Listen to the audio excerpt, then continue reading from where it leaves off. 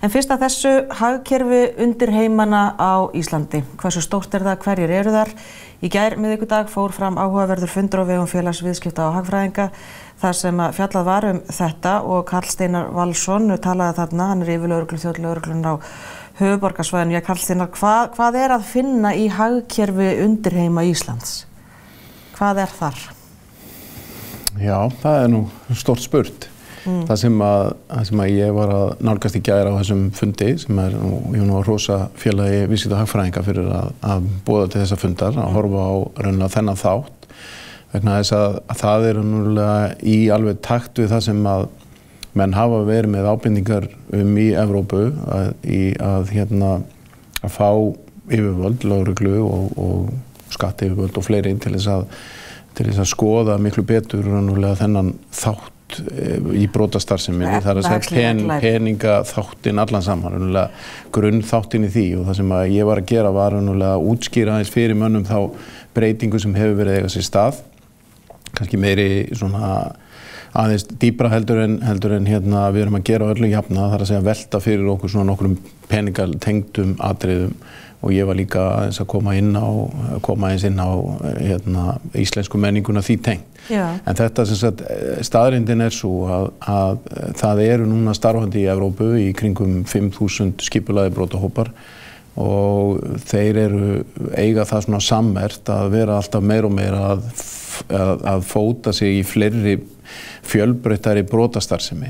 Grunnþátturinn ennþá fíkniefnaþátturinn, hann sá sem að virðist vera arðbærastur, en það eru aðrir brotaþættir sem að koma inn, eins og til dæmis mansal, vændi, alls kyns svikamál og fleira og líka þjófnaður eins og ökutækjaþjófnaður og fleira sem að gefa. Og netglæpir kannski? Svo netþáttur raunverulega, hann svona eiginlega, hann þverar allt. Það að segja, hann kemur inn í þetta með þeim forsendum að netið notað við brotastarfsemina og það sem raunverulega þróunin sem sagt að þessir hópar að þeir að sameinast ákveðin brotaverkefni og þeir að notfæra sér raunverulega þekkinguna sem að þeir hafa á til dæmis smygli á fíkniefnum til þess að smygla fólki.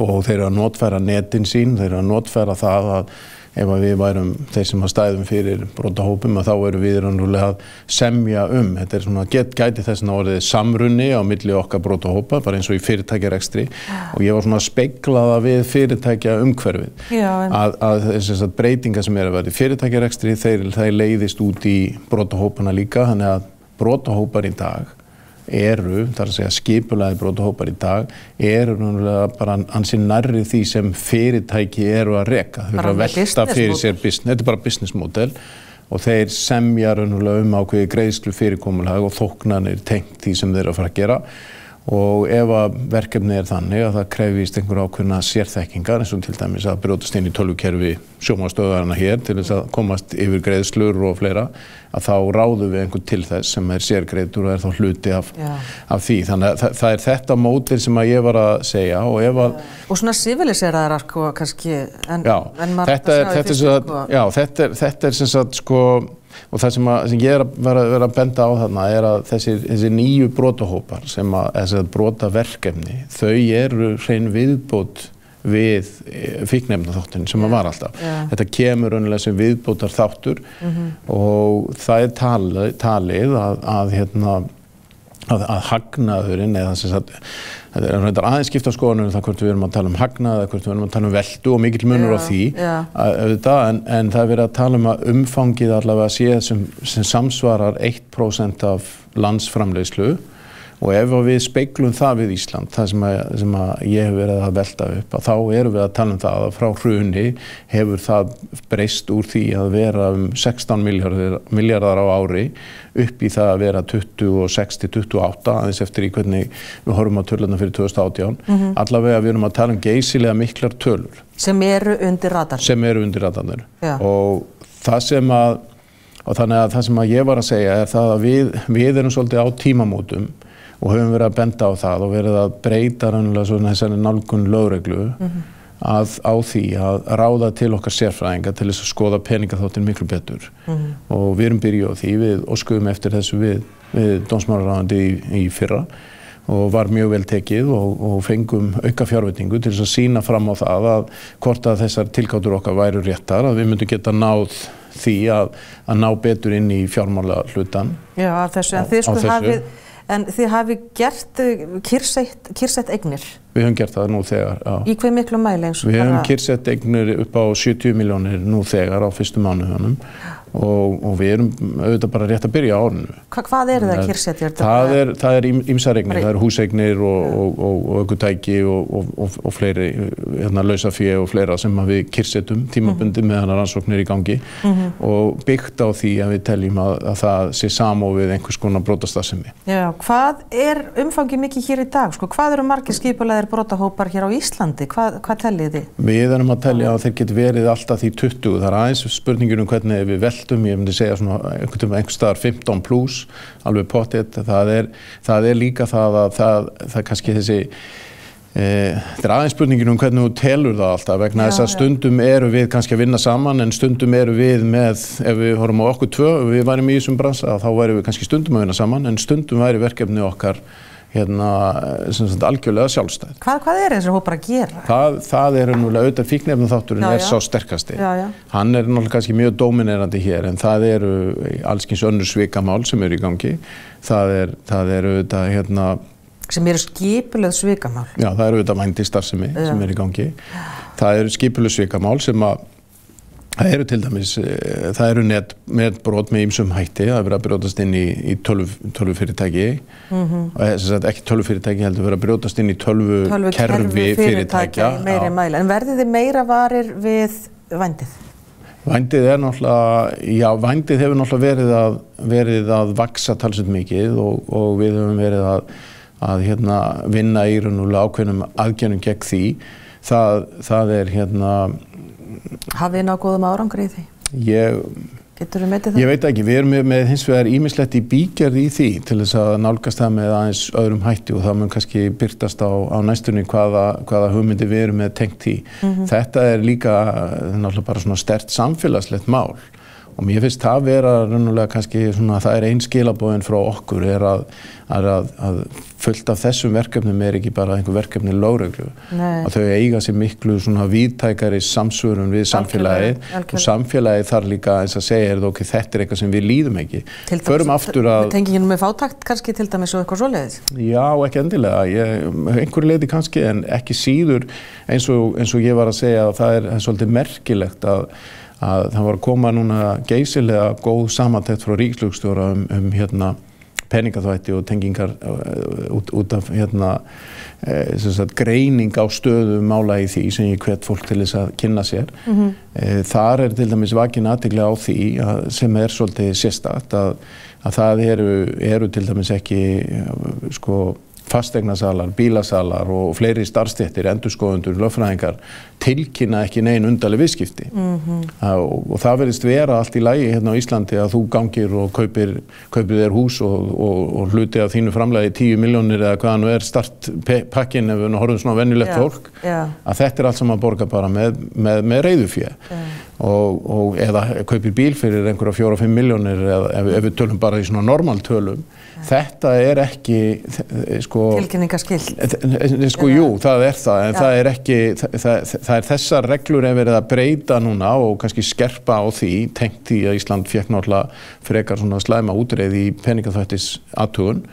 Þannig að það er verið að laga raunverulega umgjörðina alla saman. Og þetta er að mínum að það sem ég hef kannski aðeins verið að segja, er að ein ástæðan sem ég tel að sé fyrir því að við höfum ekki verið með þessa meðvitund, að ég nota það orð, að hún er kannski svo að við erum svolítið vön því að stór hluti af ákveðnum atriðum í okkar samfélagi á sér stað neðanjarðar. Bara svart, borgarsvart. Það er raunverulega, þess vegna kannski finnst mönnum það ekkert sérstakt og ég komi með bréfpokann og kaupi með bílinn. Þetta eru hins vegar ekkert eðlilegt viðskiptaform. Nei, þetta er góða punktur vegna þess að það er náttúrulega landlægt að menn er að borga svart og fá það þá kannski ódýrara að þeir halda.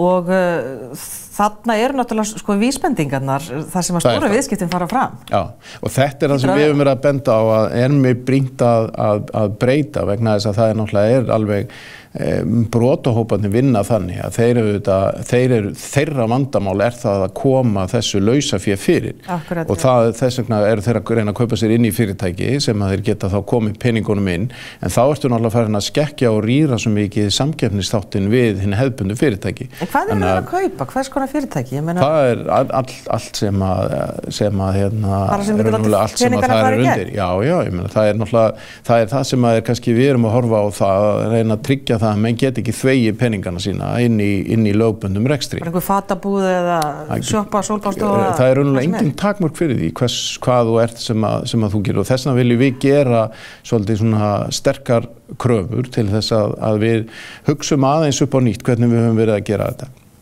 Ég nefni sem dæmi að af því að það hefur verið að herja á fyrirtæki tengt netinu að láta þau greiða greiðslur fyrir vörumóttökur og annað slíkt. Það allt í lagi að okkar mati að taka sér smá tíma og sjá ef að þú ert í fyrirtækjarekstri og þú fær tilkynning það að greiðslan fyrir vöruna sem að þú telur þig vera að panta eða ert að panta, að það sé búið að breyta banka. Það allt í lagi að taka upp símann, hringi fyrirtækið og segja getur þú staðfest að þetta rétt. Vegna þess að þarna verið að fara inn í en sko hraði viðskipta hefur verið svo rík krafa á það, en ef við hægjum aðeins á okkur, það gefur til dæmis okkur tækifæri til þess að láta stoppa greiðsluna. Þú veist, þannig að það að mínum mati komin upp svo staða að það orðið hagur fyrirtækja að hægja aðeins á. Að það þarf ekki alltaf að gerast á síðustu, á þessum rosalegum hraða eins og hefur verið. Það náttúrulega viðskiptin fara svo að miklu leyti náttúrulega núna í gegnum netið og náttúrulega bara verslanir. Fólk að kaupa fyrir, ég meina, stundum háar upphæðir. Og ég meina, vitið þið til þess að bara svona venjulegir borgarar eru að lenda illa í því? Já, það alveg dæmi hjá okkur. Við erum núna með bara til rannsóknar hjá okkur bara á síðustu mánuðum hugsa ég upp andvirði 300 milljónir sem bæði fyrirtæki og einstaklingar sem hafa lent illa í sviknir með þessum svikum sem á ýmsan hátt. Þetta getur verið bara hópur sem að fara í sumarfrí og búin að borga fyrir húsnæði, sem kemur svo í ljós að greiðslan hefur ratað eitthvað annað vegna þess að það kom einhvers melding inn á milli, tilkynning það hvert að greiða þetta.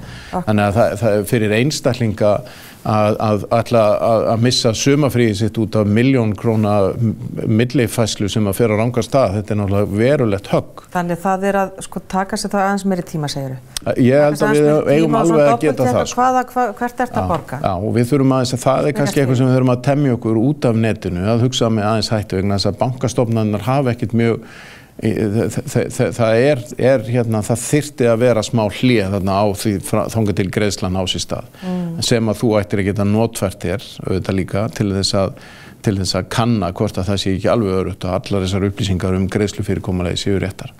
Þessi skipulögðu, bara svona lokum, þessi skipulögðu brotahópar sem eru 15 til 20 fíkniefnin eru stærst þarna inni, segiru, þannig að sumir þeirra eru hættulegir og aðrir kannski friðsælli. Það allur gangur á því, það er birtingamyndin á því, þeir eru að hluta til kannski flestir eru Íslendingar og aðrir eru aðilar sem koma hingað og vinna í einhvern ákveðin tíma. Þriðji hópurinn kannski sem eru sendir hingað sérstaklega í brotastarfsemi, við höfum þekkt það bæði til dæmis þar hafa menn verið að koma hingað til þess að sitja á svið alls kyns svik og þjófnaði og auðvitað senda út innbrotahópar og við erum auðvitað líka með svona ákveðin þjóðerni sem hafa komið hingað og stunda brotastarfsemi í talsverðan tíma. Þannig að við erum bara með birtingamyndina sem mjög fjölbreytt og í sjálfu sér ekkert orðin ólík því sem við þekkjum að. Svo erum við auðvitað líka með íslensku hópar sem meira og minna starfa erlendis en minnst á Íslandi. Þannig að við erum engin undantekning orðin og það það sem við höfum kannski verið aðeins að benda á að þess vegna horfum við orðið bara miklu meira til þess sem að gerast í Evrópu heldur en við höfum nokkuð tíma gert áður. Skiptir ekki máli þó að hafið síðan þarna á milli, þetta er landamæralaust orðið?